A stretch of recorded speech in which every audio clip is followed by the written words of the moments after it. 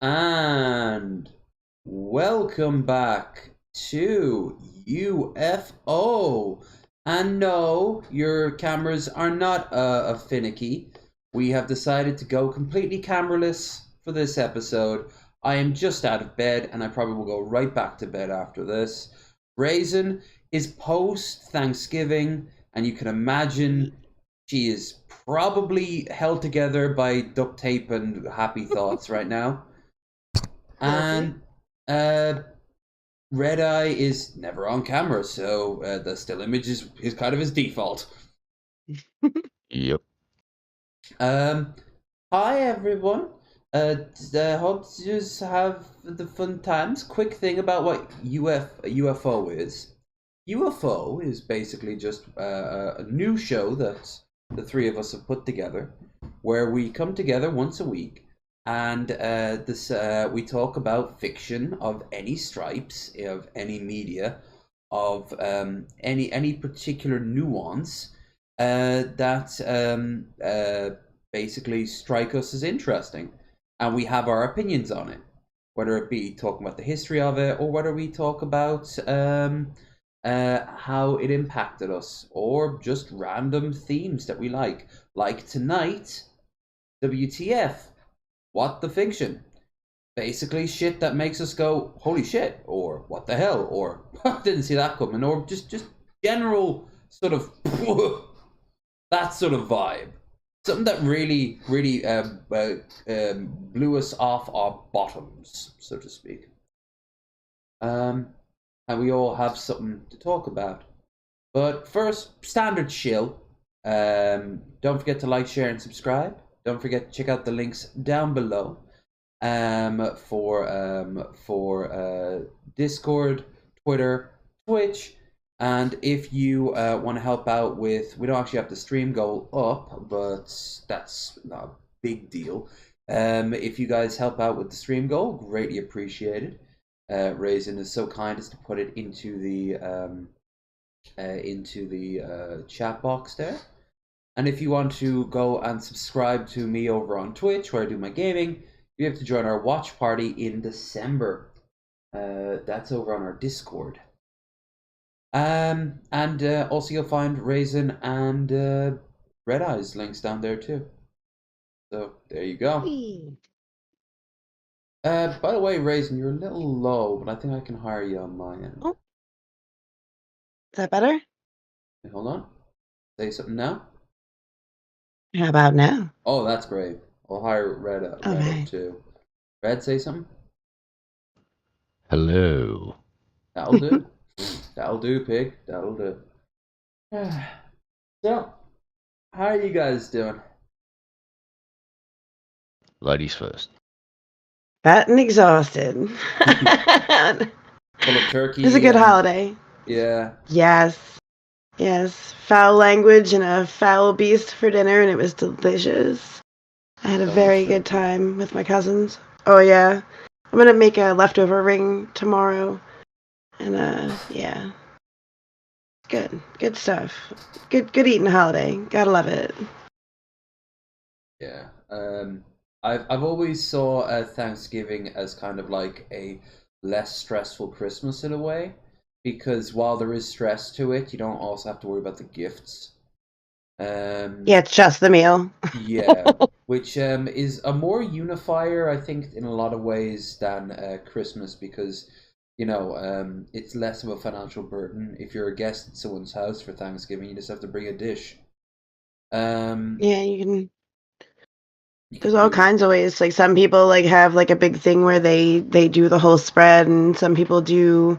Like I've had years where we do potlucks with friends on the weekend following Thanksgiving, right? And you'll usually have like for a while I would host and I would just make the turkey, and everybody would bring the batch of whatever leftovers their family had the most of. And it would just be like a leftover, we call it the Friendsgiving or whatever. Like a lot of people were doing it for a little while. It was just an excuse to get together with your friends after you've had to deal with your family. because everybody's in town, because everybody goes like home. So a lot of people are back in their hometowns, and Wednesday before Thanksgiving tends to be our biggest bar day of the year because everybody comes home and you're looking for something to do, and you're either staying at your family's place or at a hotel or whatever, and you'll meet like high school friends and shit at the bar and just drink, and then everybody has dinner the next day. That sounds awesome. Though I can imagine that the gas is pretty high there, considering everyone's mostly full up on turkey and roasted vegetables and grease and all that. I can imagine I spent the entire night crop dusting my kids. It was fantastic.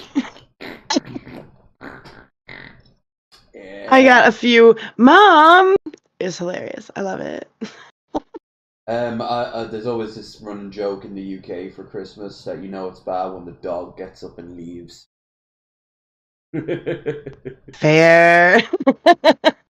What about you there, Red? Hopefully less flatulence involved. Though if it has still a healthy amount of flatulence, everyone needs to fart. Yeah, I've just been painting stuff and having fun and throwing away the odd canvas.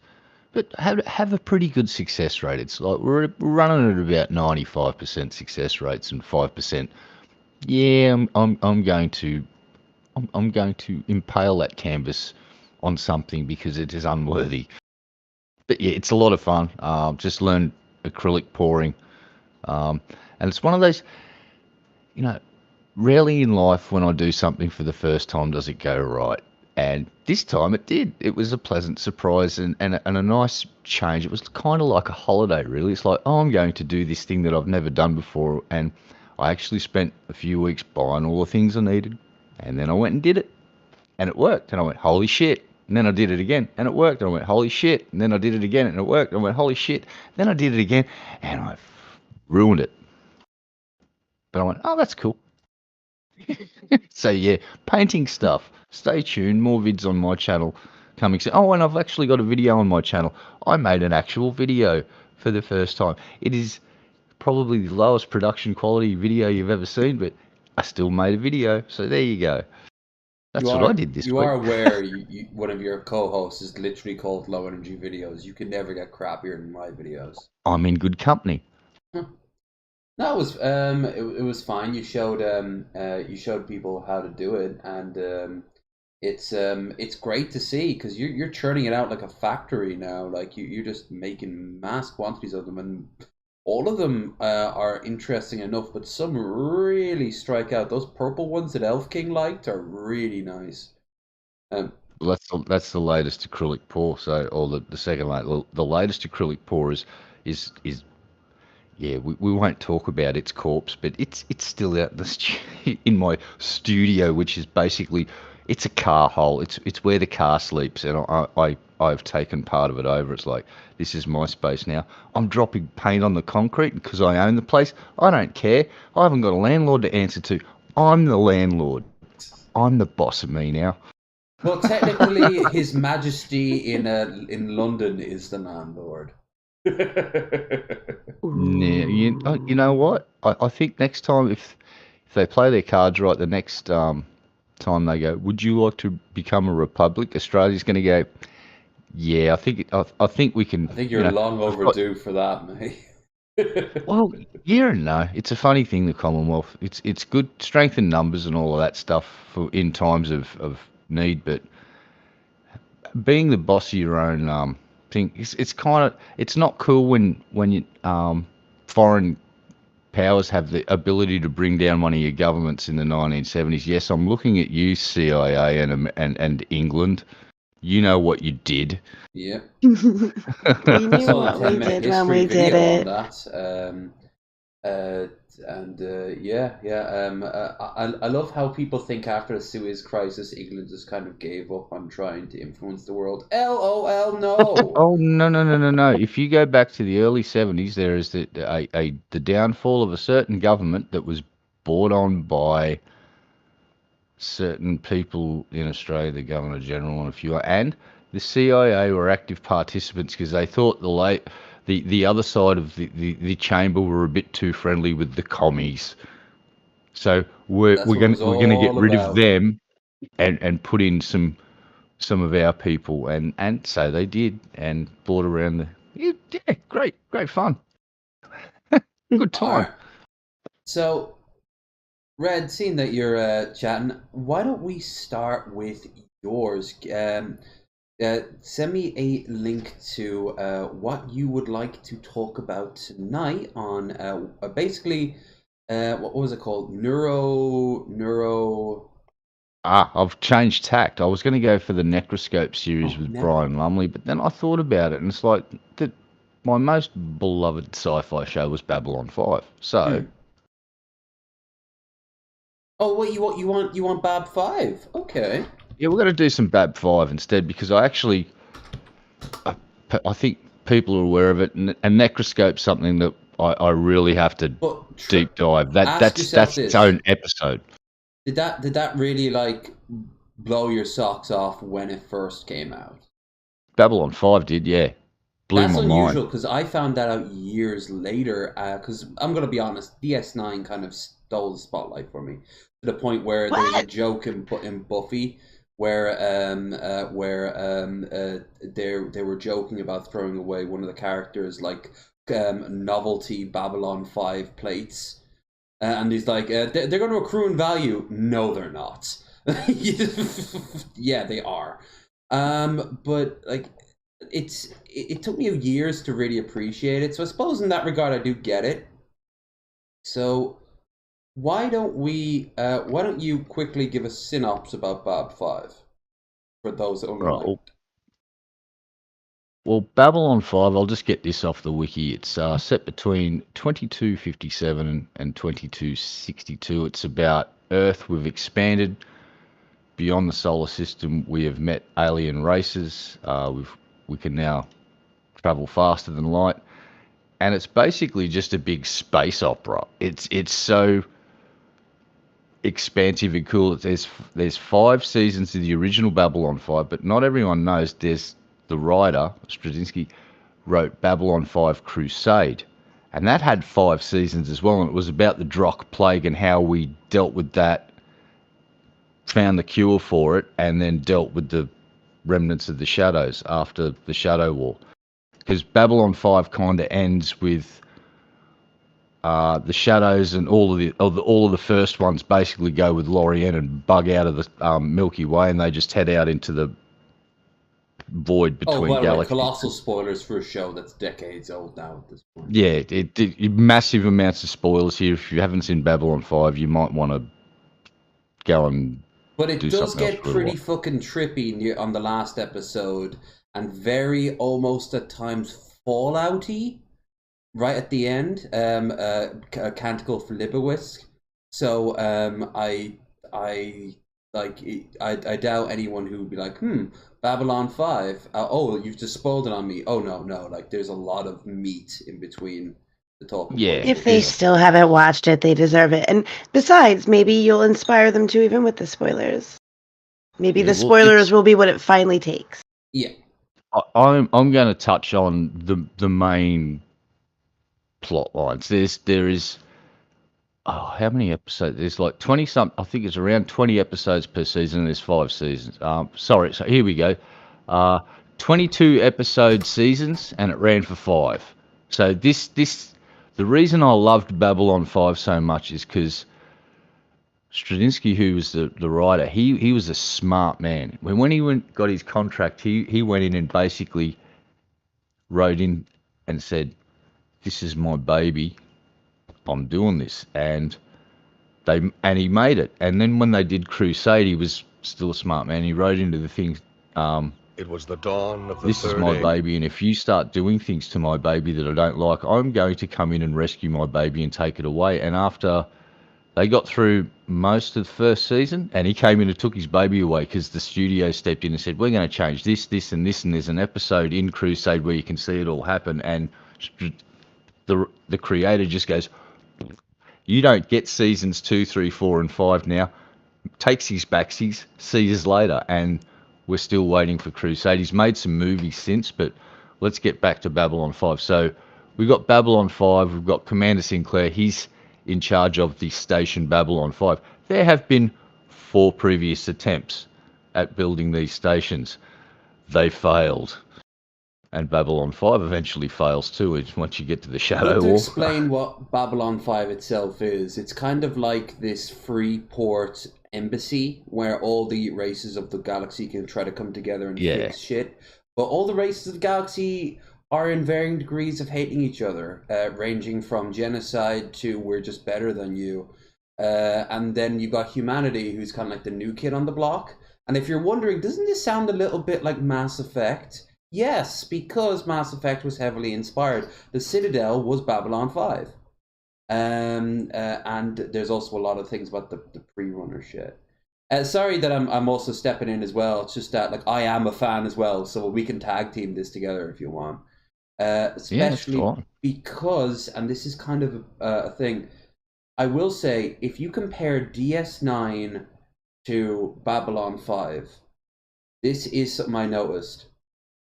If they had let the writer of the actual show do everything that he wanted, it wouldn't have lasted as long, but it probably would have been the most intelligent show on TV at the time. Because while the Shadow War is really, really, really good, it has been cut a little bit for the studio's liking. And there was meant to be a whole lot more in-depth idea about religion and sense of self and destiny versus free will. And they do touch on all that, of course. But it's been butchered a little bit. And then, of course, the slapstick was entirely the studio's doing. I did not like the slapstick whatsoever.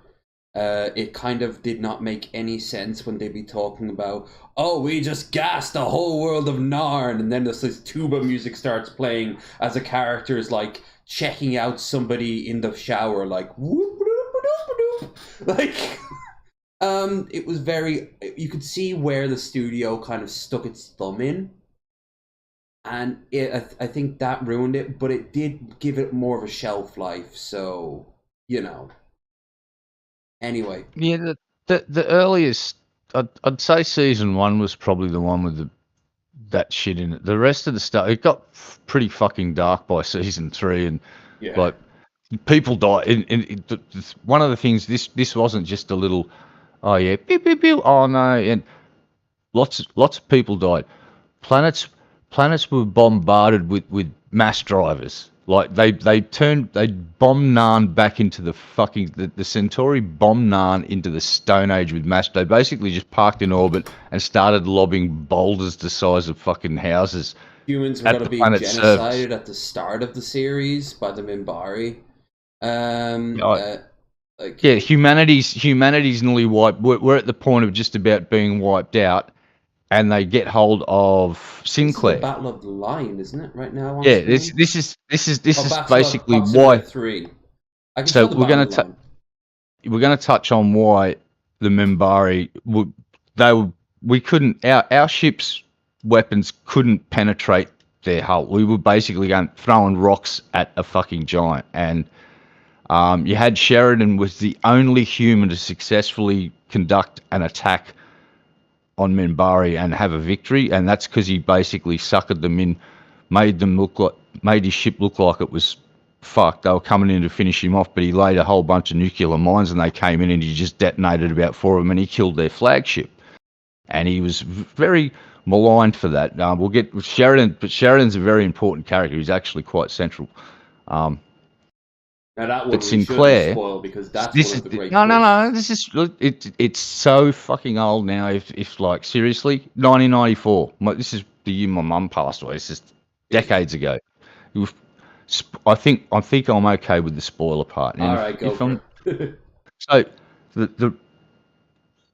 you got Sheridan, who comes later, but Sinclair, he's the guy they capture, the Minbari capture, and they grab him, and there's this object that they use to check him out, and all of a sudden the Minbar they just stop attacking. And the humanity's never understood why, and we eventually find out later it's because he's Minbari but not of Membar. it all comes. It makes sense later on when they go and it incorporates time travel, and it's actually one of the better written ones because it's so chaotic and fucked up. But by the end of it, you can get your head around the whole thing. He is the circle that goes back to. He is the closed circle that goes back to the beginning. A certain somebody says, the Vorlon. He says he is the closed circle that's going back to the beginning. The Vorlon just are these big cryptic first ones that are just, we are all Kosh. You're Kosh? Yeah, and I'm Kosh. We are all Kosh. It's like, oh shit, here we go. They play word games all day, every day. And when you see a Vorlon, what you see and what another race will see is different. They have the power to manipulate your perception of what you think they are, and a human will see an angelic thing. Whatever religion from whatever species you look at, they'll see that figure from their religion. They'll go, holy shit, it's such and such from my belief system. Because one day that the Vorlon had to leave his little suit to go and save someone who was falling to their death in one episode, and it that was really cool. But back to, we've got to get the Sinclair. Sinclair's captured. God on screen, by the way. I'm showing when they're leaving the Babylon, when the Shadow and the Vorlon are leaving, and there's that character there, and Beard is brought up like once. Is it season 2? He makes his first appearance, and that's God. Like that's heavily implied to be God. Yeah, well, what was his name again? Shit, it's on the tip of my tongue. There's so many bloody characters. Lorian. That's it. His name's Lorian, and they find him. He's the last of the very first ones that came. Like he is the most ancient. It's all about uplifting races. So what? But we'll explain Lorian real quick. Lorian is the oldest thing in our galaxy. That's probably the best way to describe it. The first of the first, and they didn't die. They just kept going and going and going, and eventually, most of the ones like him just left, got bored, and went, yeah, all right, there's other galaxies. Let's go and have a look at that one. He just hung out and stayed and waited for the ones that came after him. Were the Shadows, the Vorlons, the younger races, and things sort of went a little bit awry, and then the Shadows and the Vorlons started having biffos and using the other younger races that were younger than them as pawns in their fucking galactic fucking war. And that sets the stage for Babylon 5. And so we got Sinclair. Sinclair gets captured. The Membari just are on the verge of literally just wiping out our species. We're doing the last-ditch runner and trying to send ships of people to safe places to try and preserve what's left of our species. And the Membar just stop. And then they surrender to us. After annihilating us and pushing us right back to our planet, they stop and they go, we surrender. And we're left scratch, and they never ever explain why. And so the humans are just left, and the whole galaxy just goes, what the fuck just happened? And the Membari just go and never tell anyone why. And that's just this one of the little things there. And then it's we end up years later, Sinclair gets control to command Babylon 5. It's a last ditch effort to bring all of the races together to find peaceful solutions to our problems instead of going around dropping big rocks on each other from orbit. And you get to meet, let's go through, we got the Centauri, Lando Malari. My favorite race. Yes, they're a very... Lando and Jakar are my two favorite non-human characters, because Babylon 5 is one of the best demonstrations of building up characters. When you get enough episodes, you can make characters grow and go places and do things like Jakar at the start. All he wants to do is kill Centauri. That's all he wants to do. He just wants to annihilate the Centauri because they basically annihilated Narn. And he's warlike. All he thinks about is war and getting his hands on Centauri, getting his hands around their throats and literally squeezing until that one's gone and he'll get the next one. Then you've got Lando Mollari, who's this basically, how do you put it? I'd say may have been born with a silver spoon in his mouth, maybe 2 or 3. And he is, how would you describe Lando? He's rich, and he sits upon his ivory tower looking down upon the rest of us, while sipping on drinks constantly and because he's a diplomat. So all he does is drink all day. He's basically a drunkard, and you find out more about Lando. You think he's a massive success. Well, no, he got put on Babylon 5, it turns out, because his people see Babylon 5 as a bit of a joke. And to demonstrate that they think Lando's a bit of a joke, it's like, you're going to be our representative in Babylon 5. And so Lando just goes there and gets drunk. And a bunch of other interesting, but it's mainly focused on the humans and the member Narn conflict, because they use that as a proxy to touch on a whole bunch of stuff that it's really hard to talk about when you don't want to talk about certain, Palestinians versus Israelis. Well, you can use the Narn Centauri conflict and you can talk about anything you like then, kind of like what Star Trek did, The Bajorans and the Cardassians. Whatever are you talking about, guys? This was unprovoked and unplanned and had no history behind it. Why would they be making shows about it years ago? You just stop it. Evil Hamas propagandists. No, it was. I'm being cheeky. Every time for anybody who doesn't know, it was always just sunshine and roses. There was definitely sunshine, and maybe I could have picked some roses up in the rubble of someone's home. I will say one thing I liked about Babylon 5 was the character development, like you said, because everyone goes through a different character development of different degrees. For example, who's the name of the head of security? Garibaldi. Yeah. Michael Garibaldi. Yeah. Garibaldi is kind of like a character ripped out of Total Recall. He's from Mars, which is like the second big Earth colony, right? And he's a he's like a New Jersey hood nearly, but but he's a cop. It ends up working.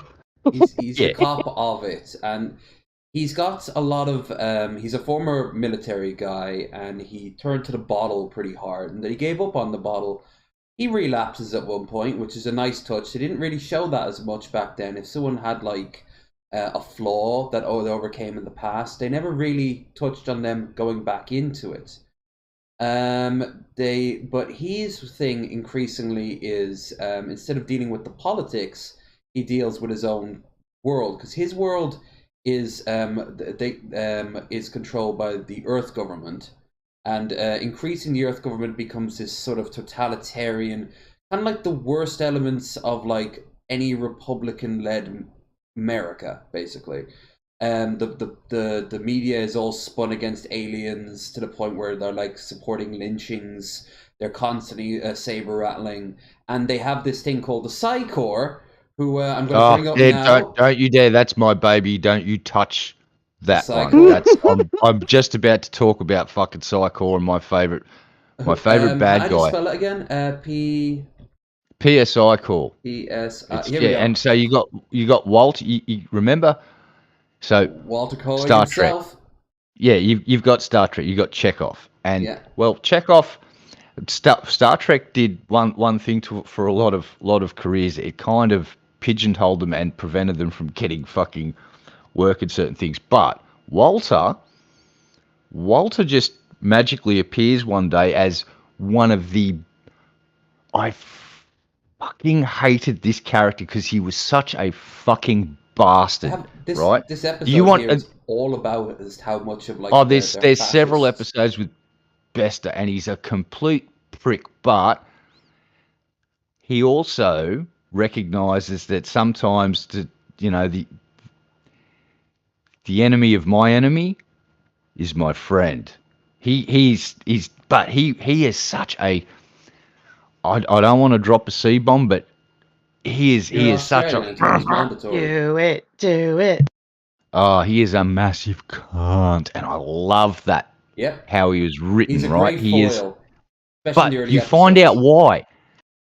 Towards the end, you find out why and what motivates. And Psychor are just fucked. Every time something bad's happening to humanity, it's fucking Psychor in the fucking middle of it. Psychic SS, basically. No, got psychic style. Yeah.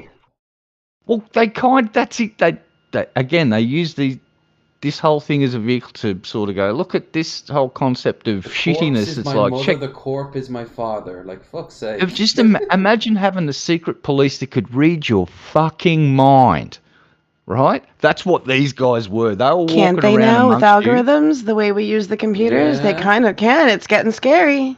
No, they made good points in sci-fi, and that's why I think it's brilliant. Yeah, but it's just the frightening thing about Psychor. They could... Depending on what, like, Lita was a pretty high psycho. Like, she was pretty powerful, and that's why she was working with the Morlans and all that. She's that character. Woo, there's so many good characters. Like, at the end, she buggers off with Jakar. They just go, let's go and try and find the first ones. Yeah, all right, let's go and cruise around the galaxy and do some shit. And Jakar was probably my favorite alien character because he goes from being this war-hungry, just lusting for Centauri blood to this sage of fucking wisdom. And pacifism, right? Too. Well, yeah, the journey there, like, there's this episode where Lando Morari and fucking Jakar end up trapped in a lift. So you got a fucking... The head of the Narn that just wants to kill all the Centauri trapped in a lift on Babylon 5 after a bomb went off, and there's a fire, right? And so Malari's going, Narn are really strong and can go and just rip open doors and tear through shit. And so Malari goes, get us out of here. And Jakar goes, and just sits down. He says, I think not. I think I'm going to sit here and let the fire take both of us. He says, because at the time, the Centauri had occupied Narn, and if a Narn harmed a Centauri, 10 Narn would be executed in their place. So Jakar just sits down and says, I get to watch you die. Nobody gets in trouble. You can't kill any Narn for it because I didn't kill you, but I get to watch you die. He says, why would I want to change this whole thing? And Jakar's just like really happy with this whole situation. Like, I'm about to burn to death, but I get to watch Lando Malari scream as I die. This is brilliant. And it's like, damn, Jakar, you're that dedicated to your fucking, I want to get the Narn, that you're willing to let yourself roast in an oven to watch this Centauri die. Yeah, he was. But later on, he goes from, he will literally go out of his way to stop. He becomes Lando Malari's fucking bodyguard. At the end, it's like, it goes from he's trying to kill Lando, then he to be protecting him, and it's brilliant. And Lando's the most tragic character because his rise and his fall, he finds, for lack of, how do I put this? When he finds, I'll use terms that we'll understand. When he finds his humanity, it's too late. The fucking shadows have got their hooks into him too, and he's basically got a thing that controls him, and the only way he can become himself for a short amount of time is to get outrageously drunk. So this thing falls asleep, and he gets a small moments of time where he can be himself. And that's, yeah, so much really cool shit. And another reason I really loved this show was that the space station itself, there was no Star Trek, just beam people on. This was a mile-long space station, and it rotated. so to create gravity inside of it was like a city setting, and around the outside of it, and the rotational speed created the gravity for it. In the center of the hub, it was still zero gravity. And to dock into this thing, you had to get your ship, and it's like Elite Dangerous, you have to get your ship rotating to match the rotational speed and to dock, and that's kind of what you have to do in space. And they used actual, forgive me if I get this wrong, Newtonian physics, where in space, if you throw something, it will just keep traveling in that direction. To change direction, you've got to thrust, and yeah. Most space shows will have it so like they're planes flying in an atmosphere, and that's not how space works. And I love Babylon 5 because they actually did that. Instead of having things fly around like they're in the really advanced races like the Vorlons could do that, but that their like ships are like borderline magic. So yeah, well, no, they still thrust vectored. You actually see white stars when they want to do a rapid change of direction, and they'll basically just go and flip over and then do a twist as they're flipping, and then flash back the other direction and go. They've still got all their inertial dampeners and all the sci-fi magic to prevent the crew from being pancaked into a bulkhead for the rapid, G-forces they would experience doing that, and the ship would probably tear itself apart. But yeah, sci-fi magic. Shh, Lev, don't break the magic. Shh, just let it happen. Well, I'm gonna have to, because we as much as I love talking about Babylon 5, we're moving on. We gotta move. So yeah, Babylon 5, check it out if you haven't. And by the way, they just released an animated thing in 2020. What was it? Very recently. So an animated thing that's come out. Yeah, so it's all happening. It's still they're still doing their thing, and they're trying to reboot it. Apparently, hopefully with a bigger budget. They didn't have a budget to really just to get everything they wanted on screen. You could see it there. Even for the time, the budget, the CG was pretty bad. So this was just released. What he was talking about is just saying it was released on August 14th of 2023. It's an animated series. Oh, cool. The dawn of the third age. Oh, they made it like movie. Interstellar News they cut us out. 2 years after winning the Shadow War. It says stream unavailable on my screen. Yep, and they're saying rip. Oh no. If you stop playing the copyrighted stuff, it should bring us back. I don't know if they can still hear us or not. No, they can't. They can't. I had a feeling that would happen. Sorry, dude. I didn't. Yes, I apologise if I didn't. That's why I didn't link anything. I just thought if I talk about it. Well, we're learning. It's a learning curve. It's a learning curve of what we can show and what we can't. I just don't like being responsible for that shit. So. You're not. I'm sure it'll happen with everything. Clips. I mean, I was rolling that dice so many times, Well, now we know. Just keep it a little bit clipped when we show things. Don't show so much of any one thing, I guess. There we are. We're back.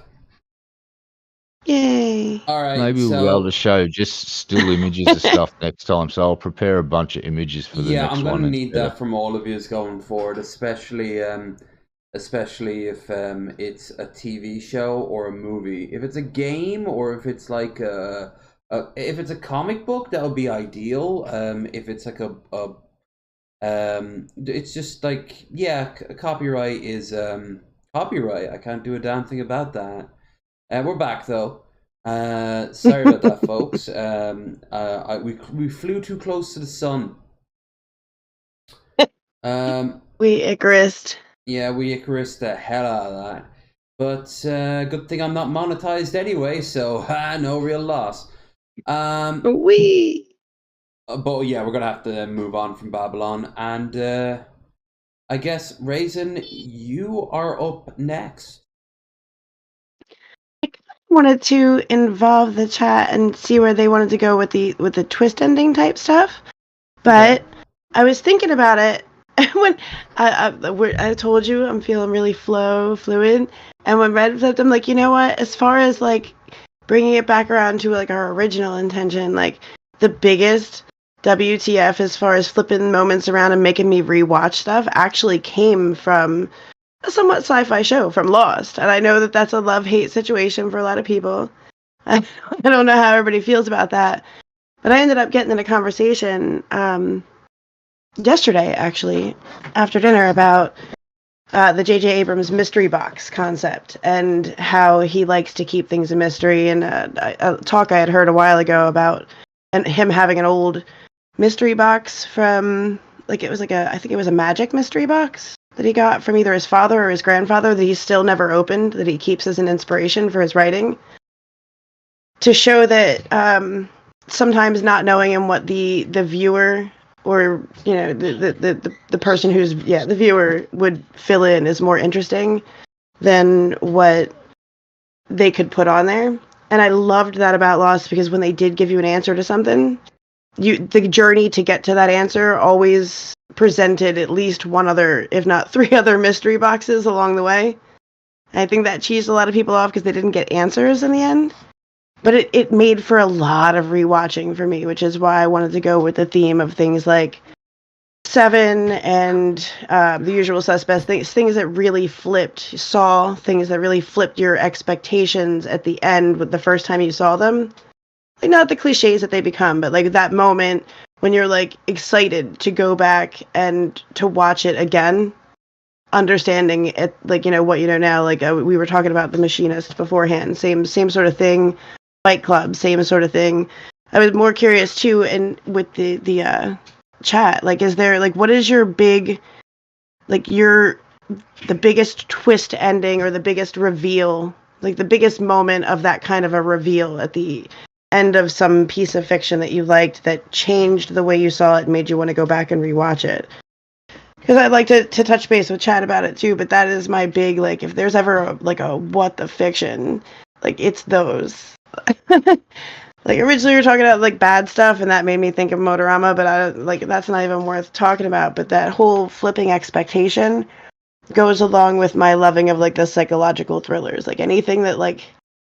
I got one. Very first time I watched it, Memento. I didn't know the way that was going to go. Which Memento's not like the most. The more you look at it, the more you can realize it's kind of a little bit up its own arse. Very similar to Lucky Number 11 with that twist ending there. But it's a good attempt at taking the concept of memory and running with it. So I thought that was an excellent one. I bought that like on VHS when it first came out. I loved that flick, man. Great choice. Which one?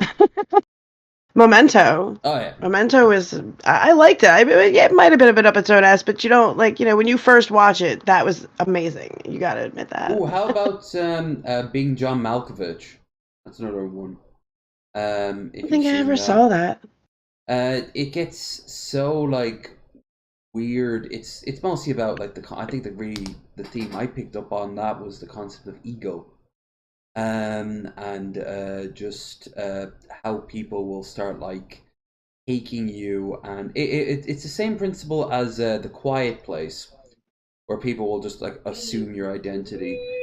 But like there's a scene in John Malkovich where John is in a restaurant, very fancy restaurant, and sure enough, every single person he's playing himself. And every single person has his face, and all they say is his name. John Malkovich, John Malkovich, John Malkovich. And the woman like singing at the piano, John Malkovich, John Malkovich, Malkovich, Malkovich, Malkovich. Like, and he's just freaking the fuck out. And the movie ends in a really shitty sort of moral lesson. A lot of people like it. It's like basically identity theft. And yeah. That was a great twist. I still would say The Usual Suspects. Cool. That's I was thinking. Yeah, that.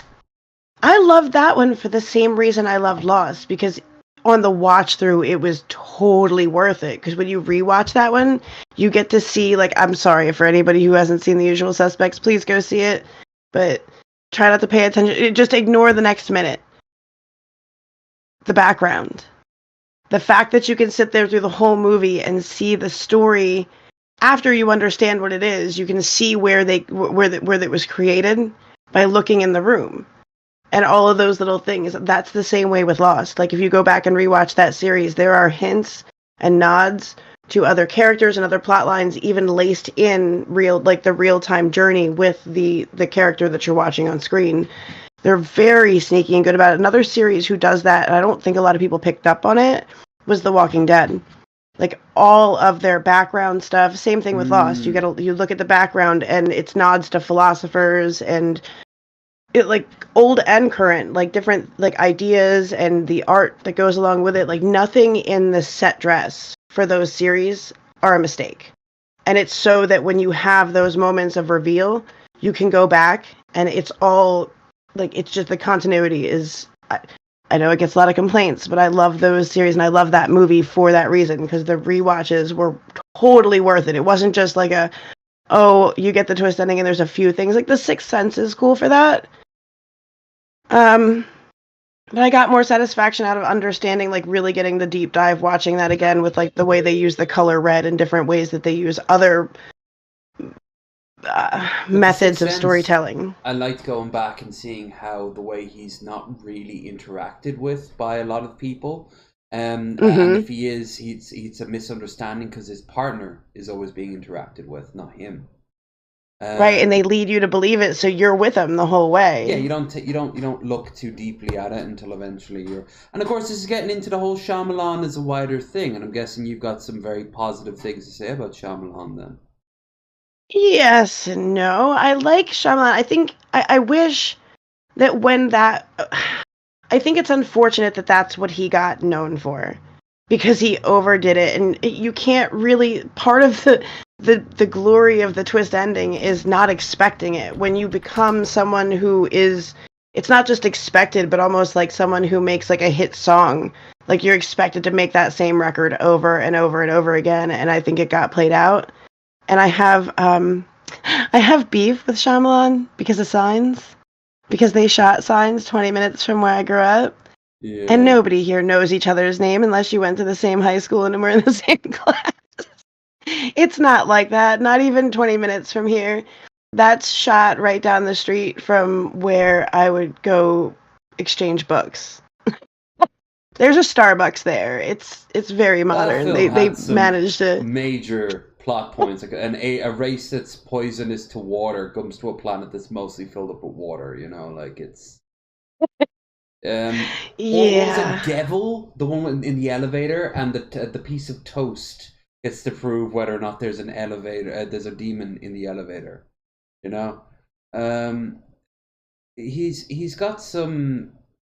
He has some cool ideas. I hear the what was the one where they go to like the grandparents' house and the twist with that? It's like a fairly new film. And shit, I might have missed it.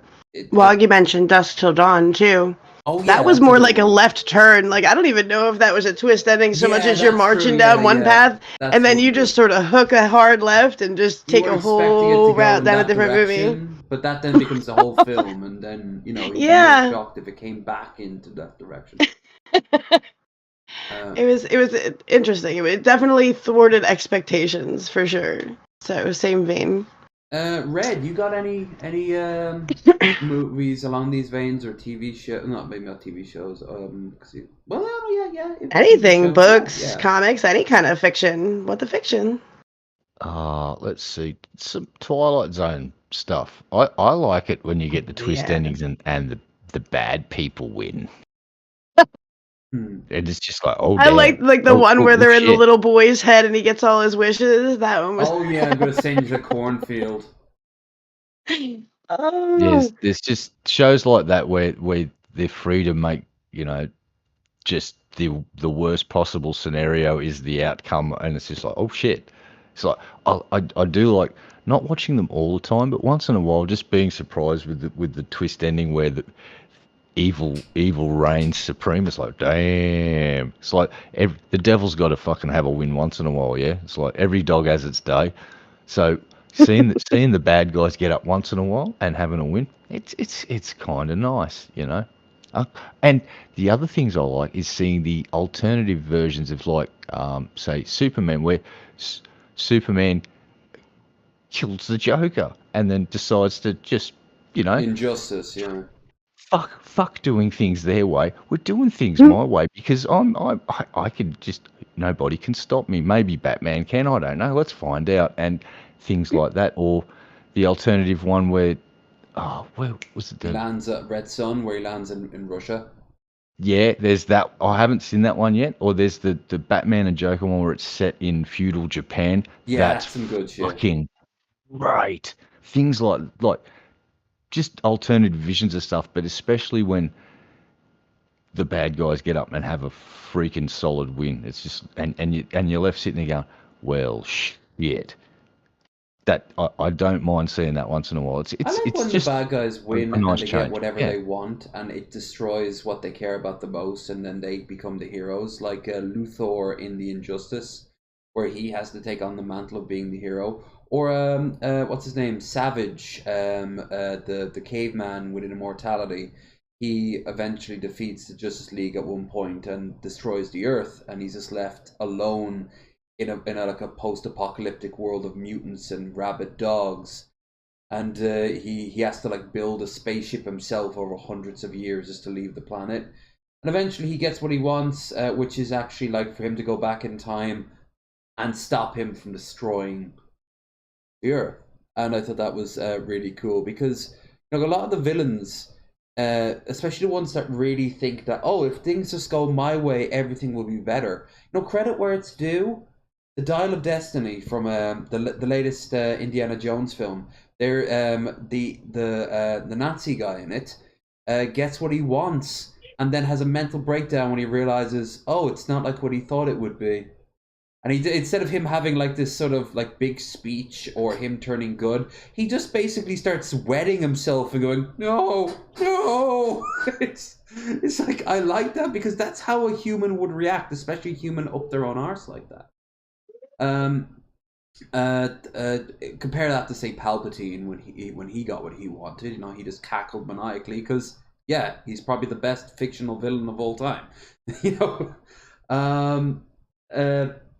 There was one that stuck out with me, and it was the one where Earth is divided in a Cold War turned hot between the Amazonians and this is DC, by the way, the Amazonians and the Atlanteans. They're fighting over Earth, and like regular humans are stuck in between. And Superman never showed up. Instead, the U.S. government captured him and put him in this big red kryptonite room. So when he eventually gets loose to try to save Earth from being completely destroyed, he's this scrawny, emasculated like vegetable who, the second he gets out, can't control his powers and like kills 100 people because he can't stop his eyes from firing because he was never trained. He never trained himself how to control his powers, and he just becomes this unstoppable like death god flying around screaming for someone to kill him, but no one can. Like it's fucking cool. Like when you take those ideas, those are ideas I like. Or like a setting that and then you take it out of like proportions. Hell, here's a good one. Again, comics. The first time DC and Marvel crossed over, it happened because Reed Richards sent a probe into the DC universe, but along the way it fucked up because Reed Richards is a fucking menace to all existence, and sure enough, he ended up causing a bioplague that wiped out a quarter of the Earth's population. And in vengeance, the DC universe comes in to arrest them, and the two have to have this epic fight in the streets of like their version of New York. Like I like that because it's not what you expect, but then you're like, no, I could see that happening. I could see Richard fucking shit up. Yeah, like that. Yeah. You guys know the moment that Gage is talking about from Dragon Age? When Bethany Carver become Grey Warners. Yeah, that's brutal. That comes at the end of one failure after another, and then you get what you were wanting from the moment you started the game. Like, it rewards you with your wealth and prestige, but if you're not careful, you'll lose your you'll lose them. They'll die. Otherwise, they'll become Grey Wardens, and they are basically become separate. They become like distant entities that actually have a little bit of resentment towards you. Or Carver becomes a Templar and has to basically start genociding people who can't control their magic.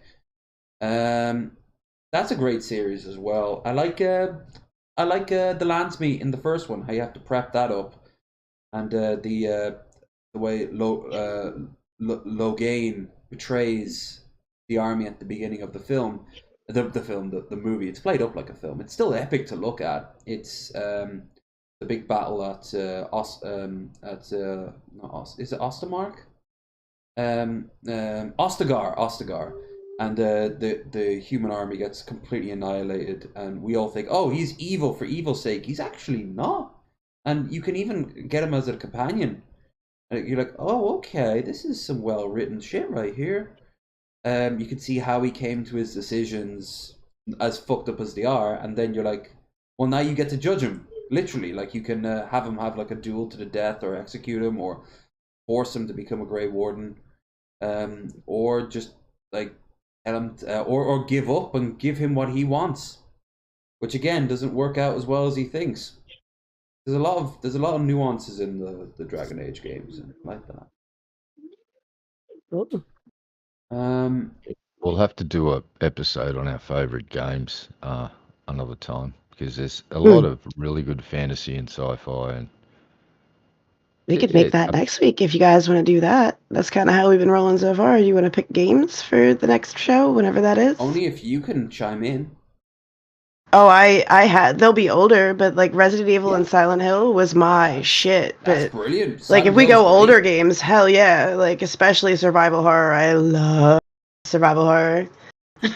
And we won't have to worry about copyright as much, because game footage is nowhere nearly as dangerous to look at as fucking movies and TV shows.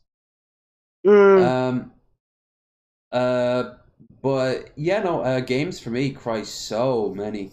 Hellblade too. That was, I don't know if I would consider that survival horror, but that shit was psychological. Yeah, the way she's always like hearing the whispering. They got people in who that was a good actress. Yeah, she did her homework. That was so well done. Ooh.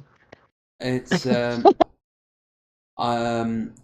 also liked I was surprised to like Final Fantasy 15 as much as I did. That was less to do about like character development and more to do with just like they had a good rapport between themselves, the characters. The world itself looked really interesting, but you know, you only got to see a snippet of it because they were planning to make it a part of a bigger expanded universe. Like there's a lot of really good games out there, plot wise and mechanic wise and all that. I mean, hell, like it doesn't even need to be all that serious. I like Brutal Legend. I thought it was a good game. It was a lot of fun, and I don't just mean the soundtrack, which by default is fucking metal. Like it was just a fun game to do. I remember playing that on Christmas one year. The year it came out with a bunch of cans of cider and a big sort of like mini a cake that was just sliced up, and I was just eating that and on my floor playing that and getting drunk. I suppose yeah, chat. Anyone that else? Leaves you. Yeah. Any other examples you'd give there, chats, of like twists and sort of Byron got here late. Byron likes his fiction. Did you have any things, any twist endings or surprise information that you get at the end of a fiction piece that made you rethink the whole thing and want to watch it over? All right, while we're waiting, we have to go around the room. Were you spoiled by Luke, I am your father before you saw it for the first time? No. No, because I was young and they didn't do spoilers back then because marketing people had brains and there was no internet. You saw it in the theater when it came out? Yeah. Hell yeah, dude. It was like, that was... I never even thought of that as a question. That must be Dang, that sucks to be a younger generation because I don't that Uh-huh, nobody my age would even ask that. Hey, there'll sucked be into other everyone. films, but there never will be a Star Wars moment. You know, there'll be other No, great moments, but yeah. I need to revel in this. It's like, ha, to all the people that were born when the internet was a thing, that was spoiled for you. It was just spoiled. It was not spoiled for Well, I my wasn't. Hold on, generation. no, I We wasn't. For the we got the win! whole we got the big, oh my god, it's Luke's baby daddy. Oh my god. No, I wasn't spoiled with the internet of it. The Simpsons spoiled it for me, and you know how it's spoiled? Homer and Marge are coming out of the theater after seeing it themselves, and then you just hear Homer going, "Wow, I can't believe that Darth Vader was Luke Skywalker's father." Next to a big crowd of people going, "Oh, come on, man, blabbermouth!"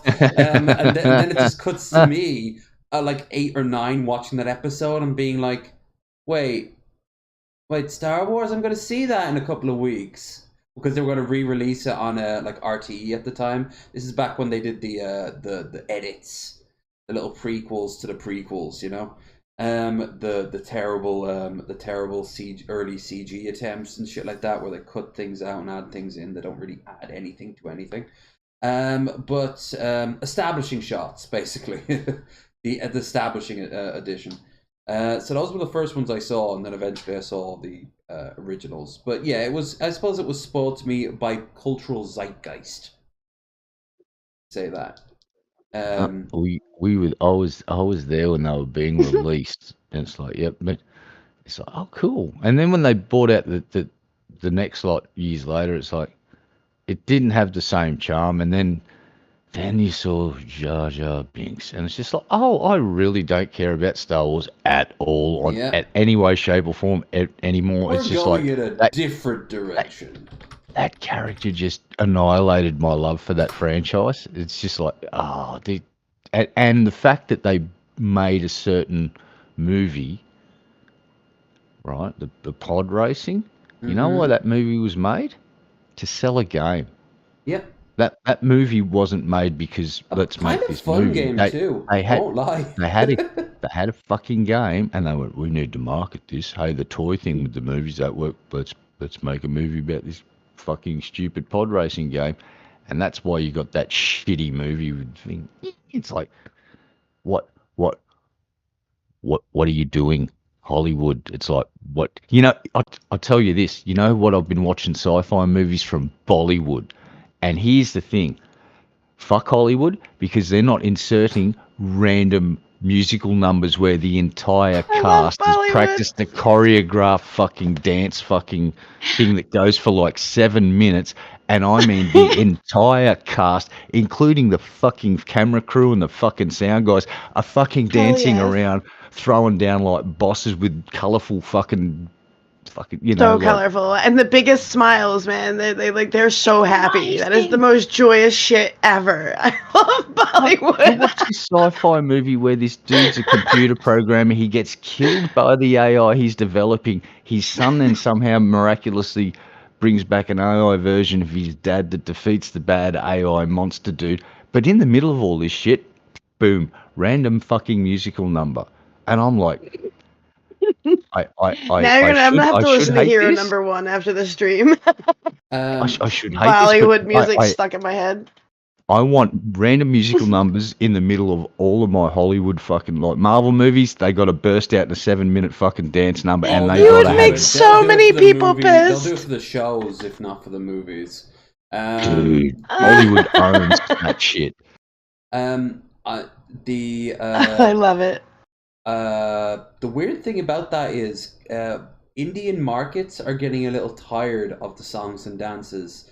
I think they're trying to export it over overseas. It worked. I want it.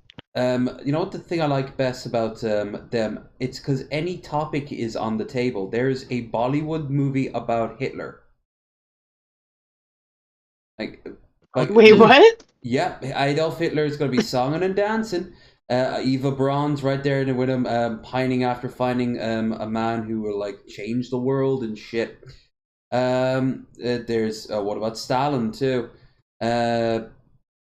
The only thing they can't do now is the fucking like anything that's gonna mock or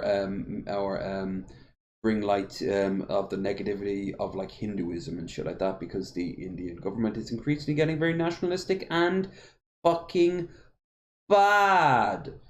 But as Netflix just came out and admitted, and HBO, they're like, oh yeah, we cave to India all the time. Anything that's even remotely anti Hindu is gone. Anything that's remotely pro-Islamic is gone. So yeah, fuck that shit. But even pro atheists as well. That's gone, and that's actually affecting me. So yeah, doubly India gone. is a fucking huge emerging market. It's like you know where absolutely it is staggeringly big, bigger than China in theory. Not colorful, but Brett, have you seen Repo the Genetic Opera? Hell yeah. No, seriously, India are just you need to watch that accelerating. shit if you haven't. I'm sending it to you. Keep talking. They're putting shit on the moon now. Like India are big players. They got nukes. So they're slamming stuff into the moon, landing stuff on the moon, and they've got Bollywood's going to make a run on Hollywood. Here's my guess. Just like video games, I remember years ago some analyst went, I foresee a time when the video game industry will earn more money than Hollywood, and the rest of the analysts went, you are so incorrect. Well, about 5 years later, caught up, and if you go and look now, I'm pretty sure the video game industry has left Hollywood in the fucking dust when it comes to churning out money. By the way, for we got a suggestion for something. The Game with Michael Douglas from Brano there. Here, The Game 1997. I've not seen it. That's actually. You haven't seen that, dude? That actually got my vote. That's the best twist ending, because I never heard of the movie and I didn't hear about the plot. I just walked into someone's house and I said, we're going to watch this movie with Michael Douglas. I'm like, yeah, we right. haven't brought up Old Boy yet. Dude, if that's the one where I'm thinking of, it's about this rich guy who's basically just so jaded with life and bored, and to put some excitement in him, I think it was his brother hires this company that basically puts on this production, and I won't go into spoilers if you haven't seen it, but if you haven't seen that, if it's the Michael J. Douglas movie where he's offered by fucking watch it. Because the twist ending at the end is like, what in the fucking fuck is this shit? And it was required. Irritate him, and later informs him that his application has been rejected. Turns home one evening and finds wooden clown outside. Okay, I'm actually going to stop there. Once you see the clown, that's a good sign. But yeah, no, Old Boy's twist ending. That's fucking wild. Like, I'm surprised I didn't bring that up straight away. Like, you guys have seen the film, right? The one from, I think it's from Singapore. I don't know that I have. Oh, wow. Okay. I think Spike Lee made a version of it. It's a South Korean action thriller. It's also one of the best fight choreograph I've ever seen, especially in the hallway. I would show it, but as you know, copyright. It's just a guy who gets this drunken businessman gets put away, and when he wakes up, he's in this crappy little dinky hotel that he can't leave. People feed him food in a little slot in the wall, and he only has TV for company. And he starts freaking the fuck out, as you would, and eventually he realizes he's kind of trapped there. And he's trapped there for years. And while he's there, he trains his body by watching these sort of like kung fu exercise tapes and shit. Because he's got nothing better to do. Like, he even tries to peel away the walls at some point. And he finds there's this like metallic slabs underneath. Then one day the door opens. And he comes out and he finds all these like gangsters in the hallway. And that starts an absolutely brilliant fight. If you've ever seen the early episode of Daredevil, where he's in the corridor having a huge fight, they was inspired heavily by that. But from there, he has to go and find out just what the fuck happened. And there's a lot of twists, and a lot of turns, and I will not spoil the ending if you haven't even heard of the film, let alone watched it. You don't expect it coming. It's pretty fucking wild. But yeah, no, the game also sounds pretty good. The game was well received by critics. Roger Ebert, made producer in the New York Times, but had middling box office returns. That's probably why I didn't actually watch it. But it was also done by the same guy who did Seven. Strong cult following, Fletcher fans, one of the most underrated films. Yeah, I gotta watch that at some point. Yeah, Saw was one of the big ones for, I think, most of even the millennials. Like, I think everybody kind of shares that Saw moment. Like, not didn't everybody. most people see that? You know, didn't watch Saw? Have you ever met one of those weird people who never watched an episode of The Walking Dead? Hi, never watched an episode. Yeah, a lot of people. Hi, have you ever met one of those weirdos that never watched a single episode of Lost? Hi, I'm one of those weirdos that never watched an episode of Lost either. Guess what? Guess what movie franchise I've never fucking watched in my entire life because it's just like... I couldn't get too far with the franchise, but the first one was definitely good. I definitely enjoyed the first one for sure, and Az knows that. Right, I haven't seen... But I will import a real live action version of Space Battleship Yamato from Japan. That's just I've got to watch it with like subtitles because they're speaking Japanese, and I can recognize words like Ohio and Ohio gozaimasu and maybe konnichiwa and fire. Yeah, that's about it. But apparently, I'm being a bit silly now, but never seen a Saw movie. I've seen shorts of it, so I understand there's a premise. And apparently it was written by 2 Australian guys. I didn't know that until recently, that the dudes that created Saw are Australian. And I'm like, oh, we are a twisted little bunch of sons of bitches, aren't we? I'm going to have to start running through some of the suggestions here before we get to mine, and we can wrap it up because honestly I want to go back to bed. Fair enough. Just do yours and go back to bed. So I saw someone say The Cube. My counter to that is The Cube is overrated. I do not like The Cube. I like Saw. I think Saw is pretty good if you pay attention to the first film. I've only ever seen the first film. I've never actually watched any of the other ones. But the first film's twist is really fucking good because, you have to pay attention to what these people are saying, and then you start putting it together and together and together. And then it still shows you a twist you probably couldn't have spotted unless you were like pausing the videos every few minutes. As for Cube, here's the thing: if you liked Cube, if you liked Hypercube, all more power to you. I remember watching Cube and all I remember from it is that you suck on a button when you're dehydrated to keep the saliva flowing. That's what I remember. Also, it could be kind of funny watching people getting killed into a room that was fine for a few seconds, and then it just becomes a wall of spikes. And like in the first Resident Evil film with the laser room, where they just turn people into like a pile of cubed meat. What did you guys think of The Cube before we go on? I kind of share. I thought it was overhyped and overdone, to be fair, but I know that I'm gonna get killed the next time I go hang out with somebody for that. Maybe he'll have to he'll make me rewatch it and sell it on me. I deem you responsible. If you want to make me love The Cube, you're gonna have to sit down and watch it with me and tell me why I should love it. Oh yeah, that always works, especially when they point a gun at you. I have another one threatening to make me watch Doctor Who for the first time, so when you guys talk about that, finally I'll be able to chime in. Oh, we should do that. We should do that by doctors. We should start with William Hartnell and just keep on going. that'll be a year project. Here's what you do. You start with Eccleston. All right, you want to start somewhere with you watch Eccleston's series because Eccleston is one of the best doctors, and it was such a fucking shame that he didn't come back and they had to basically grab footage of him to get him into the episode with all the doctors. Like, it would have been so cool for him to come back to that, but he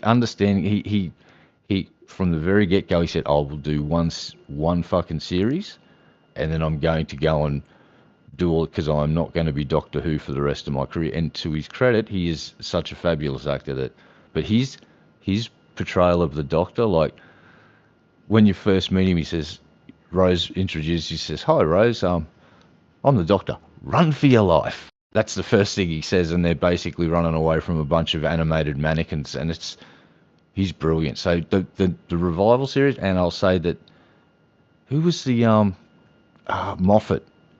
He was a pretty good writer, and then they got that other guy in, and the series went down the shitter. And now Moffat's back, from my understanding. All right. Time I talk about mine. It's the only one that I have no fear of getting copyright claimed over.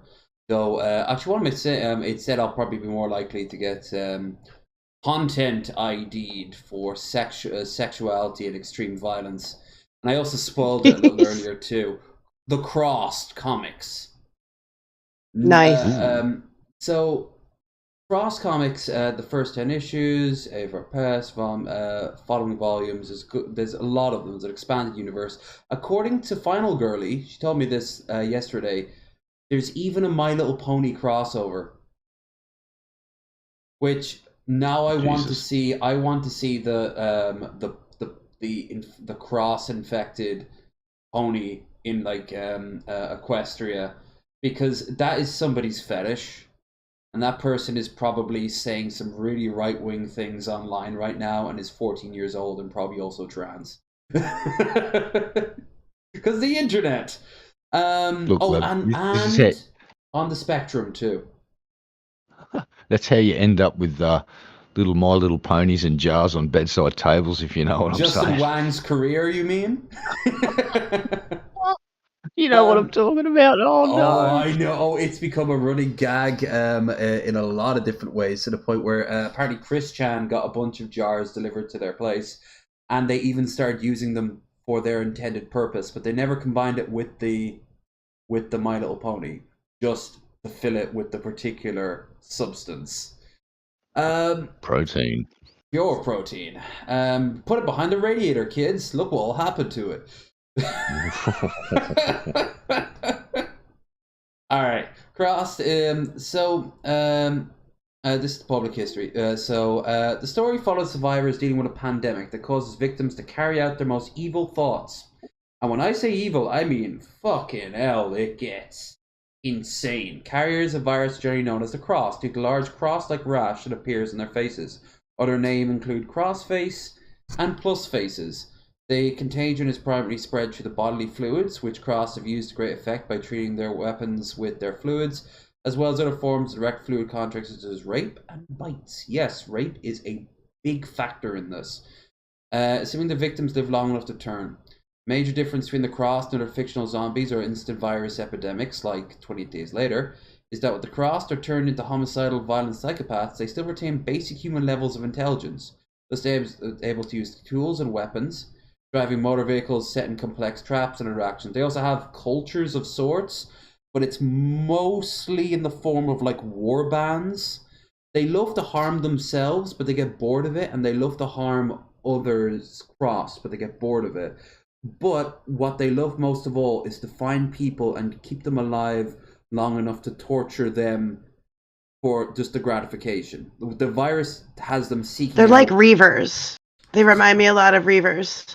Yeah, or Slanesh worshippers. I was so happy that you picked this too, because it was something that I read a while back, and I could not remember what the it was. And then when you brought that up, I saw the cover and was like, "That's it. That's the comic I was looking to find the rest of." Thank you. You are awesome for this one. I'm gonna be quiet now. Oh god, here's some relevancy. Much of the Middle East was wiped out when Israel deployed nuclear weapons. The last organized act by the US government was to shut down as many nuclear power plants as possible, and then kill the nuclear scientists and technicians, prevent them from receiving the plants, reactivating the plants. Few nuclear power plants were not reached in time, however, such as Wolf Creek in Kansas and Brown Ferry, detonated by the Cross to remove the control rods one by one, the remaining military bases. If you've ever seen the film, what was the one with, it was on Netflix and it was about people, you can't look at them because you'll go crazy.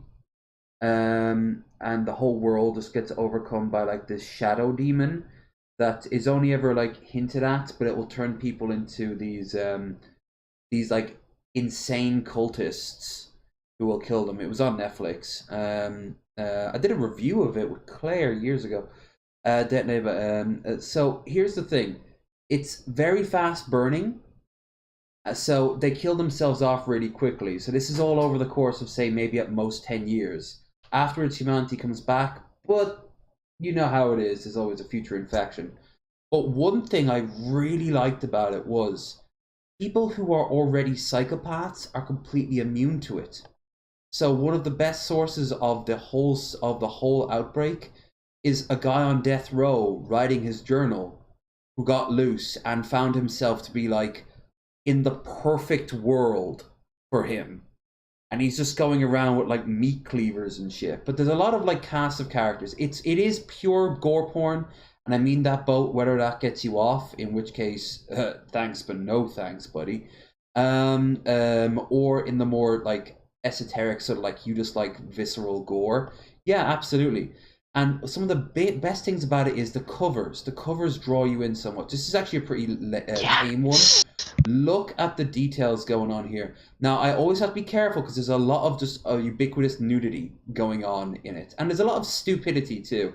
There's one great cross comic of like a war band driving across the desert in America.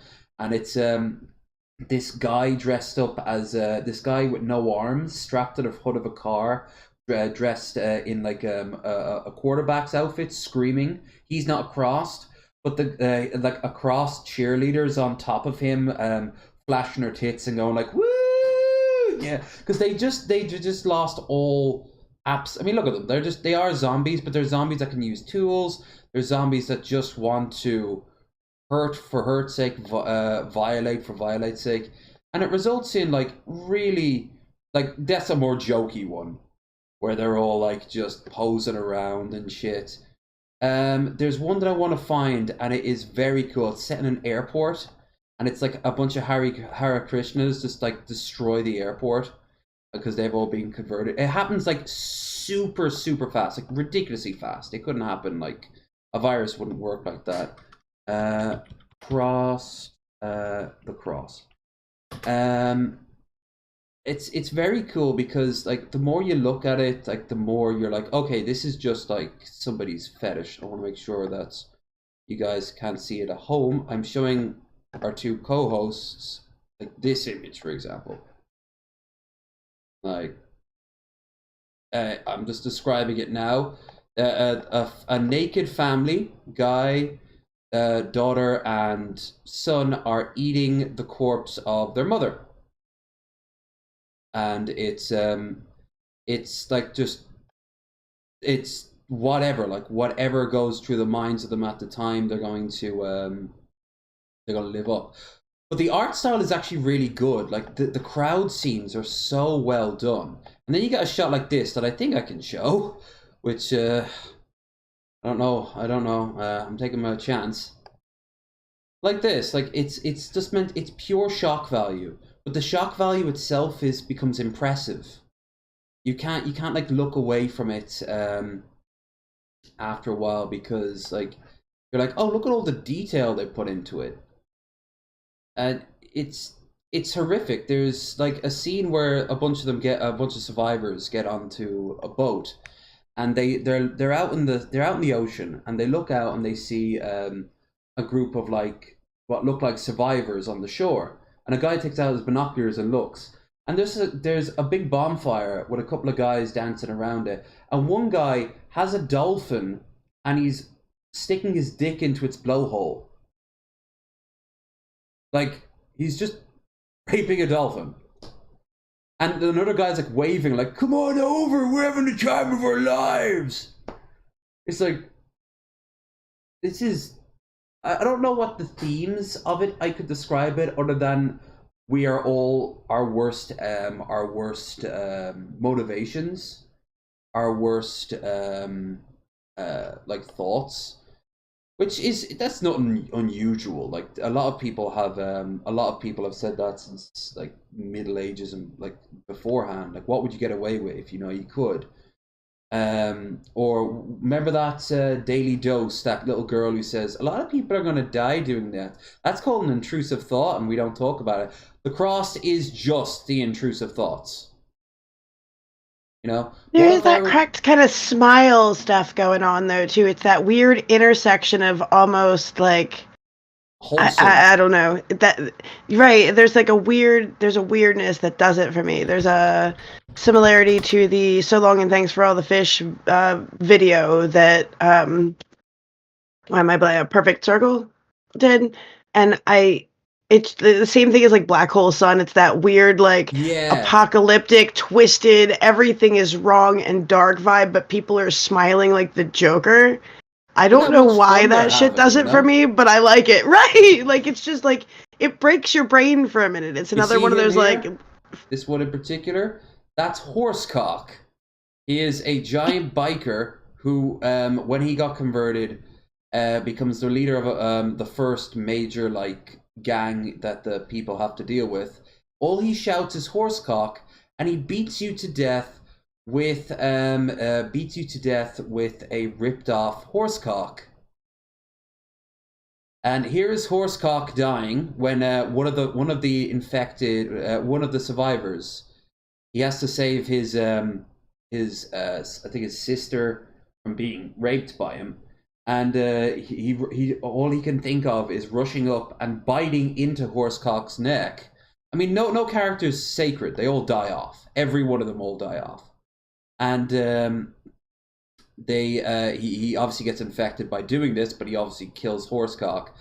But like, there's no rhyme or reason behind it beyond just this is pure insanity made manifest. And a lot of other ones do that with like stories behind it. Elf King got me on The Wayfarer's Redemption, if you've ever heard of that. Anyone? It's pretty obscure, so I wouldn't be surprised if anyone hasn't heard of it. No, I haven't heard of that one. It's a book series out of... Oh, here's the Hare Krishnas in the airport. One thing's great about just this is just in general the covers are just so... There's so much going on in every picture. Like here's a plane crashing in the background. Like you can kind of guess whenever the women are getting dragged off what's going on there. He's getting plowed over by a fucking one of the little carts. They've got a bunch of petrol all lined up because they eventually all commit suicide as well. There are some cross that are born naturally, usually from male onto female victims, and for whatever reason the woman just doesn't rip out her own stomach. But then they don't really reproduce either, and they die off. But they're like this constant threat. And the very last book series is set, I think, like 200 years after the cross, and the world is completely like restored. And it's almost like you've ever seen solar punk. If you've ever seen those sort of stuff, the sort of like windmills everywhere, and everyone has their own gardens. The world's much more smaller and closer in tune with nature. Apparently Islam is a big factor now, but like a very peaceful, like Sufist sort of version of Islam. And then they find a baby who is a cross and bites, and it starts all over again. It's very cool. I'm also thinking of... I thought of some as I was saying it, and I just... Oh, yes! All Tomorrows. That's another one I want to talk about. I'm actually now getting a second wind with this. I want to talk about All Tomorrows because that is so surreal. That has to do with like transhumanism and shit like that. Hold on, let's see. All Tomorrows. So this is a great video. I'm actually going to post it in the chat. It's 40 minutes long, so we can't watch it. But it is very cool. And if you like, it's not body horror, but it's evolution. It's called, the best way to describe it would be like suggestive, hypothetical evolution, or evolution science fiction.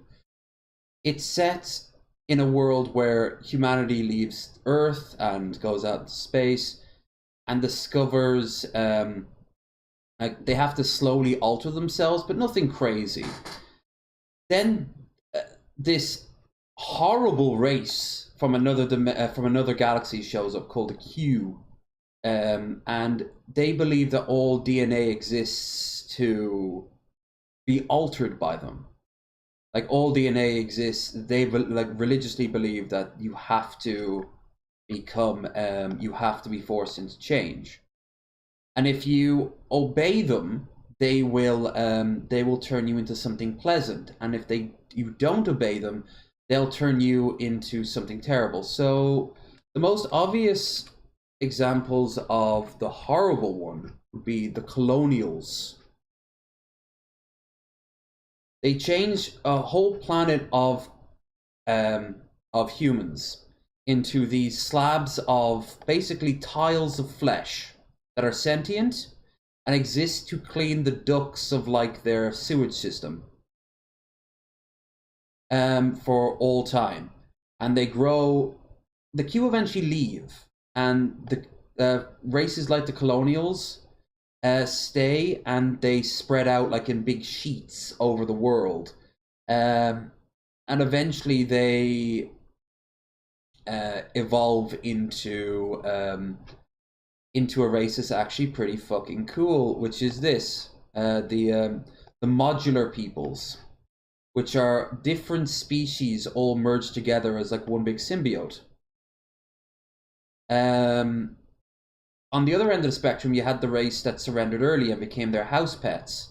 And I forget the name of that race. They're like the hedonists? Yeah, the hedonists. And they're like a bunch of like cat people who they have very low birth rates but very high sexual libidos, and spend all day drinking weird ooze and just lounging around. And their society turned into basically a society of punk rockers, as you can see here. I'm down. Yeah, like it just, the more and more it goes on, because eventually the Q leave, and different races evolve further and further on their own paths, now with the knowledge that like you can alter your biology. And a lot of these races die off. Most of these races die off. Eventually you have like this race that is so the relic hunters, I think they're called, or the relic hoarders. These were kind of like cavemen. Well, this is what they turn into, but they were left in the ruins of the human cities, and they became obsessed with technology and evolved into these giant like fucking orbs that hated all flesh, and they took over all the biology of the galaxy except for another race of mutated humans who are all like these giant psychic floating brains that exist in space. The people who were like in space and had survived, they eventually fall in love and with their human, their quote unquote human creatures, their pets. And they have this whole civil war where then eventually the biologics take back the world and downgrade them, and it's just like it goes on and on and on until eventually you get to the twist of this. I mean, this whole thing is fucking twisted, but the twist of it is this is all a lecture from this other race that came billions of years later to our galaxy, and they don't know what happened to the descendants of humanity. They just kind of vanished one day, and they find us really fascinating. And it's such a trip to look at. And that video down there will just save you buying the book and like going to go like, wait, I need a list of it. I think this is one of the races that the robots made. Here's the alien from the alien, basically the instructor of the series right at the end. This is the reveal. Look at that. Look at that image. And it's like casual. It's very curiously holding up an unaltered human skull, like just wondering who were these strange creatures, you know? It's I really love. Sometimes I love when things go absolutely ballistic, but I like there to be a gradual change. I want to see how it gets from something we understand to something that's absolutely insane. That's why I don't like what happened to Dune, because Dune started. The one thing I don't like about Dune, it started and we pretty advanced into the whole like human minds and human like evolution and shit like that. And then it gets more and more insane till the very last book. You have to be like stopping it and like if it's an audiobook, like rewinding it and playing again, be like, wait, what? Because they're like, as you know, the cross-dimensional mental merge of humanity can often be tempered by, and you're like, what? As you know, no, I don't know.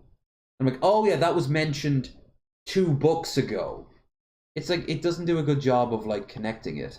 40K does though, because as fucked up as the 40K series is, it still ends up being like relatable. Like you know that the Imperial Guard are a bunch of dudes who are basically conscripted to fight monsters, and Space Marines are like knights and shit like that. You got parallels, but with All Tomorrows it wouldn't. But if you follow the whole story, you're like, okay. If there was like a drama set there, I wouldn't have any idea what their society was about. But if it's just like an overall idea of like how evolution will continue, it's pretty fucking cool. And yeah, I think I'm with that and the Crossed. Those I didn't even plan for the All Tomorrows. That's basically me. If anyone in the chat has anything they want to,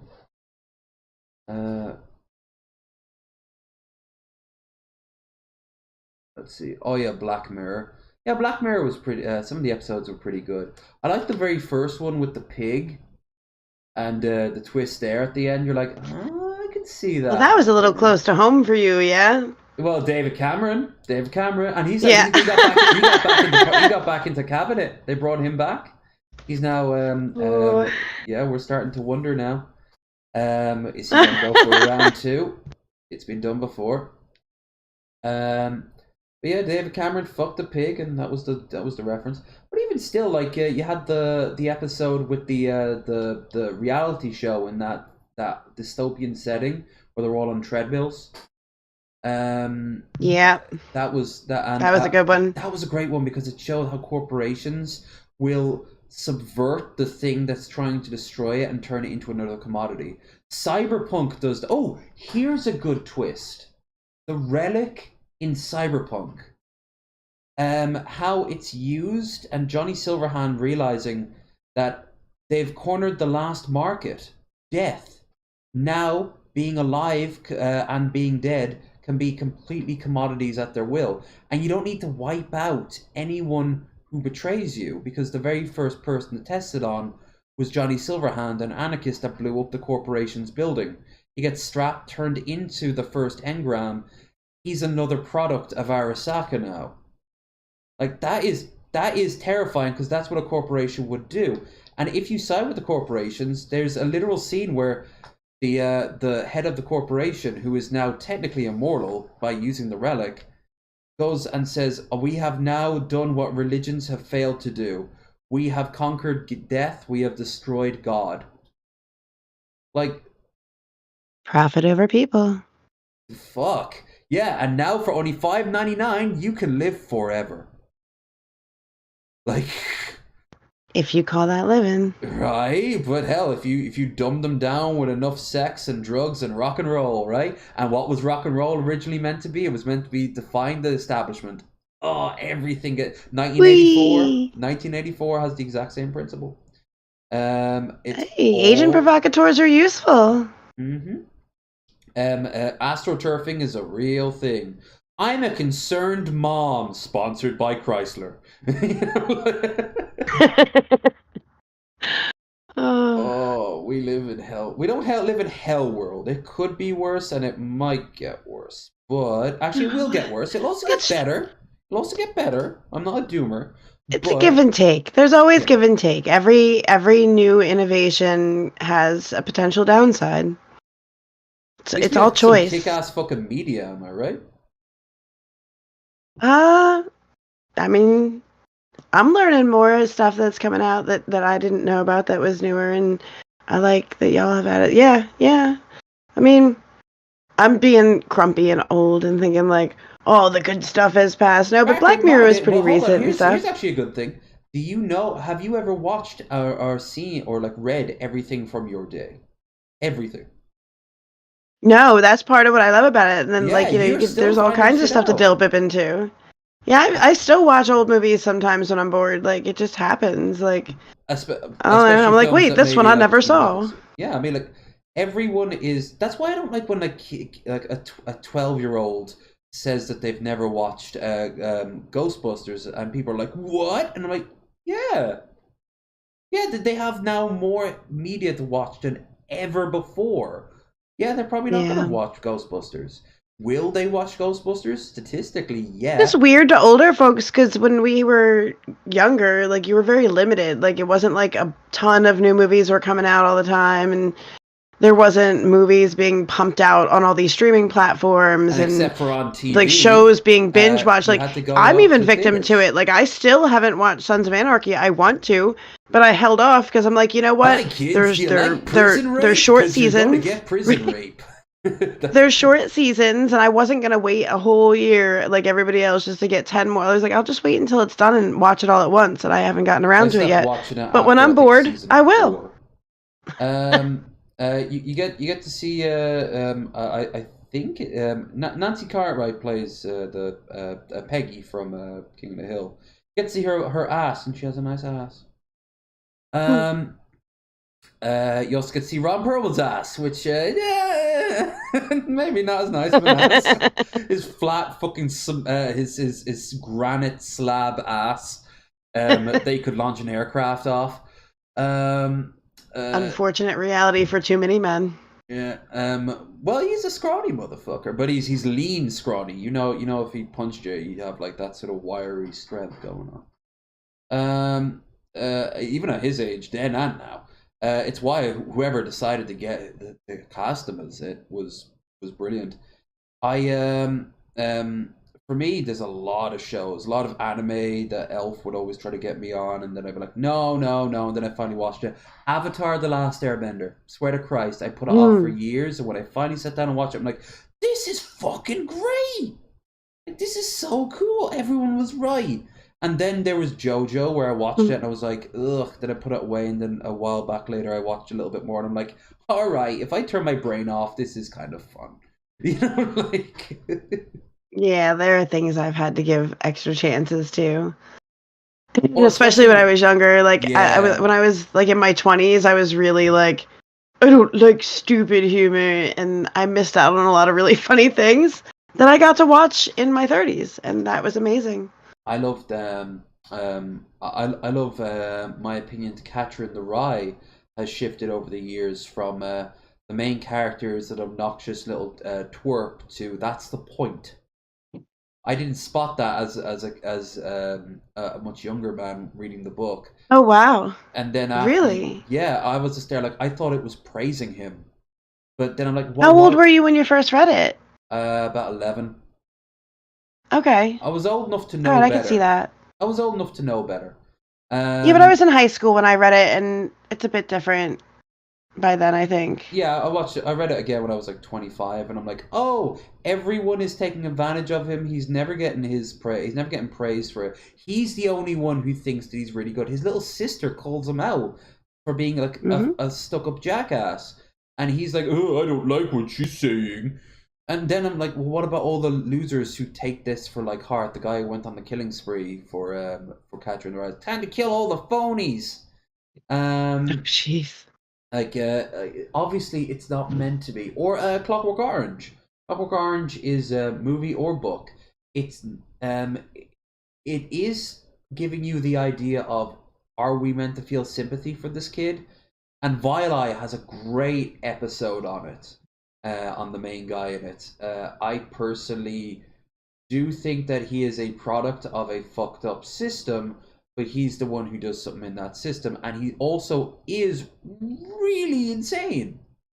He's really fucking crazy. He likes hurting people. This isn't a matter of like some starving kid in the ghetto who has to sell drugs to stop himself from dying. This is like a kid who breaks into someone's house, kills the man, and rapes the woman. And he's our protagonist. He has sex with two 14-year-olds. Consensually, but that doesn't help anything. But then we're meant to feel sorry for him because he likes classical music. Fucking Hitler liked classical music. Like, he could paint too. Yeah. Apparently not great with What people. Are you trying to say? I'm trying to say that 9/11 was an inside job and it was Dora the Explorer who did it. But are you sure it wasn't somebody who only watched the first half of Caillou all their life? When he's doing all the bad things but never learns? Oh no, Curious George got too curious. He got into the front of the plane. Oh god. This got dark. Hey, enough time has passed now, okay? Like South Park said, what was it, like 23 years afterwards? We were able to make fun of it. There was a twist. It turns out there was no twist. A bunch of pissed off Muslims did fly a bunch of planes into buildings. Get over it, conspiracy theorists. No.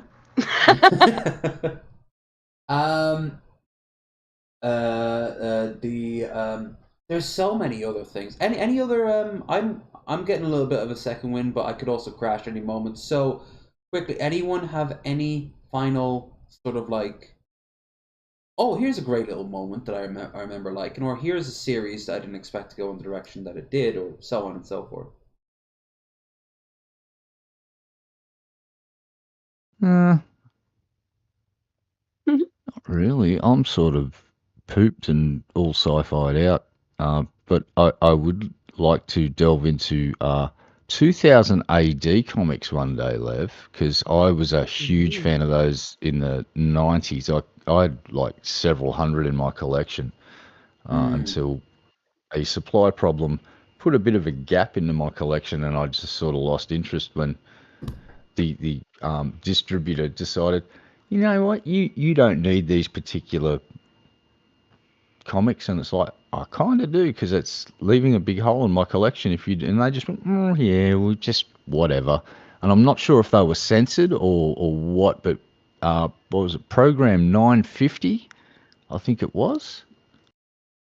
Never saw that in Australia, and because each weekly issue was called a program. And I love Judge Dredd. There's Rogue Trooper. I love both of those. I had the Rogue Trooper game. Strontium Dogs, which has got to be one of the most awesome comics. Like, it's about. Did they do Tank Girl? I don't think they did Tank Girl. I'm not sure. I think Tank Girl was an American one. I'm not, but I thought it was set in Australia. Could be wrong. Yeah, it was set in Australia, but I mean, it was written in America. 2000 AD was English comics. Ooh, Transmetropolitan, was that 2000 AD?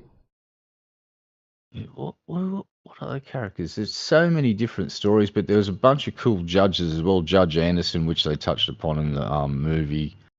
Judge, I loved the Sly Stallone episode? Yeah, we could do a comic episode. We're definitely doing a comic episode, because I could rant about Rogue Trooper is one of my favorites, and Strontium Dogs. Like that's a really good premise for a movie, is a Strontium Dog. And it could, if it was written well, cast well, and funded well, it would rival anything Marvel's put out, in my humble opinion. Like, I want to see Stronk. I want to see all of those characters. Like, see, I was always Marvel too. I'd prefer Marvel to DC all growing up. That was another one of those battles. But I have always stood firmly on Team Marvel, man. I'm on Team 2000 AD. I think that Marvel is eclipsed by this is just my opinion, though. I'm not saying, but I liked 2000 AD a lot more than I liked anything Marvel and DC put out, with the exception of X-Men. Jackie had the original issues of X-Men, and when she moved to Melbourne, like she had issue 1, all of them. Her mum threw them out.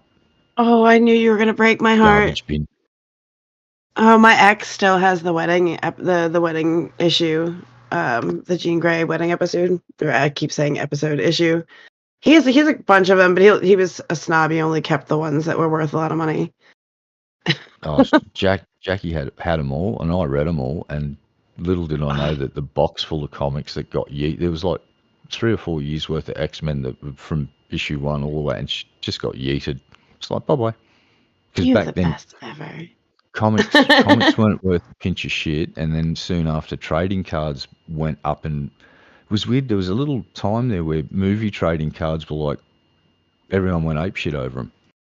Yeah, everybody always gets on some money. trading card craze. The only one that ever really seems to stick is, I mean, there are a few, but by and large, it's mostly baseball cards. Like, you're never going to have other cards. Football, baseball, anything like that. Yeah, sports. Especially the rookie Pokemon cards. I suppose, well... Yeah.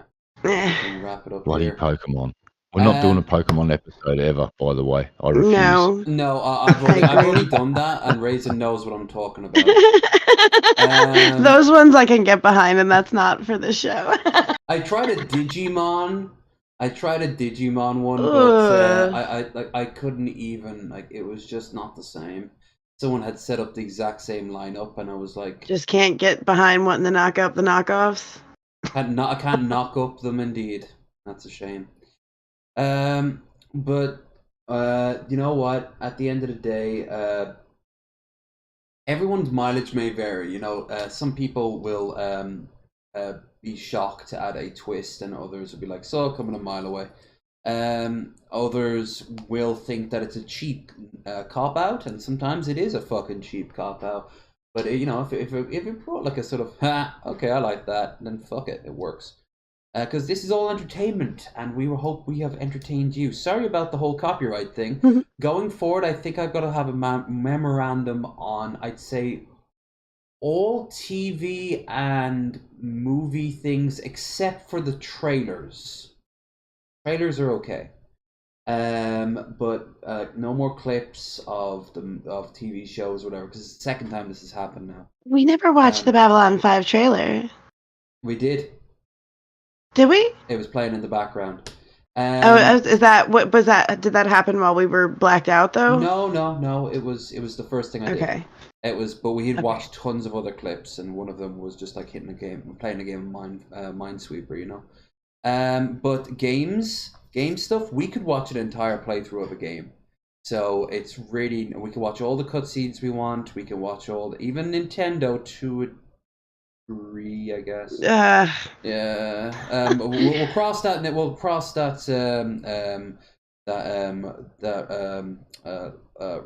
Question mark block when we get to it. Okay.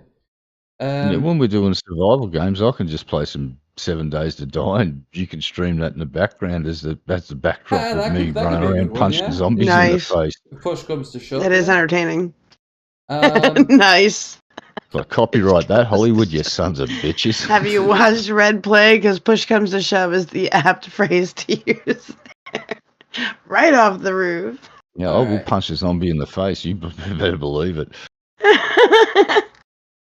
Well, I'm running on all the empties, so all I can say is go to bed.